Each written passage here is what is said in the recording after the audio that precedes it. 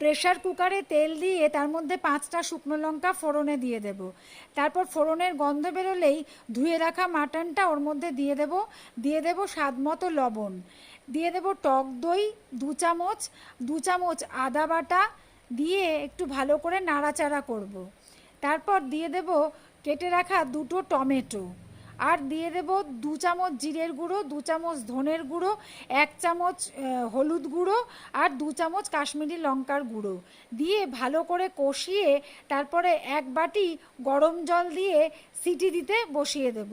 আপনারা হয়তো ভাবছেন যে পেঁয়াজ রসুন দিলাম না, তো এটা কিন্তু নিরামিষ মাংস রান্না হচ্ছে, একেবারেই পেঁয়াজ রসুন দেওয়া নয়। তো 3টে সিটি দিয়ে দিলে ঢাকনা খুলে দেখব মাংসটা প্রায় সেদ্ধ হয়ে গেছে। এরপরে আগে থেকে ভেজে রাখা নুন হলুদ দিয়ে ভেজে রাখা আলুগুলো ওর মধ্যে দিয়ে দেব 2 চামচ গরম মশলার গুঁড়ো আর 2 চামচ ঘি। এই ঘি গরম মশলাতেই কিন্তু এই রান্নাটা হবে। দিয়ে আবার প্রেশার কুকারটা বন্ধ করে একটা পুরো সিটি দিয়ে নেব। ব্যাস তৈরি হয়ে গেল আজকের মাটন।